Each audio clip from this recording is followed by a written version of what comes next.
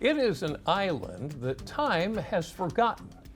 In the Tangier Sound, southern Dorchester County, Bloodsworth Island was inhabited by settlements dating as far back as 1672.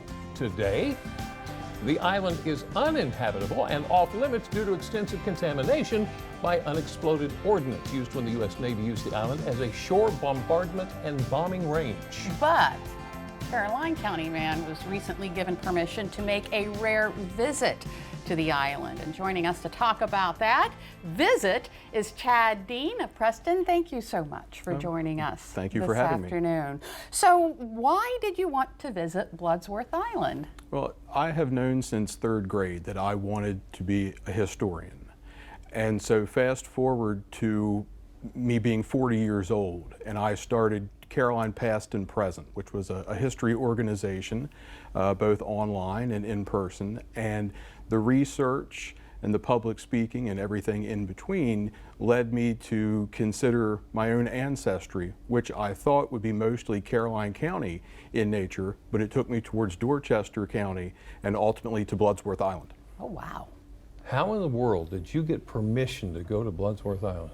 Well, it took a lot of effort. Yeah. It started with Congressman Andy Harris's office, who was the go-between between my family and the U.S. Navy. It took between 2 and 3 years for me, my mother, and my stepfather to be given permission to go to the island. And even then, we were ferried by a U.S. Navy vessel to the island. People can't just take their private boats and walk around the island. So we were escorted, we were given the grand tour, and it was just a great day all the way around. So tell us, what did you see when you got there? Well, there was a lot more than I thought there would be. The island is about 5,000 acres. A lot of it is mud, marsh, muck, so we all had to wear high boots. But there were plenty of fish in the water. The water was fairly clear. It's a bird habitat. That's one of the reasons why the U.S. Navy goes out there twice a year, to take a look at the birds, but to also take a look at the degradation of the island. But there are those 3 tombstones. There are grave sites for 3 family members, and that was the main reason for going there, to have a quiet and solemn moment with them.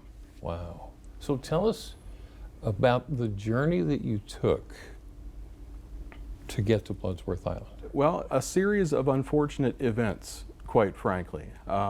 We got permission back in 2021 or 2022. Sometimes the weather didn't cooperate, because they only go out there twice a year. Sometimes my health didn't cooperate. I'm here to tell you I had triple bypass heart surgery this past July. Oh my goodness. And I thought that was going to cancel this trip. But I needed the trip, I needed personal fulfillment, I need something to kind of jar me back to life in terms of my own personal happiness. And so I don't care how strenuous it was for me physically, I was going to get to go to that island, and I did, and I had the time of my life while I was there. So the 3 tombstones, what relation are they to you? There are 3 tombstones still standing. There's Mary, Sarah, and William.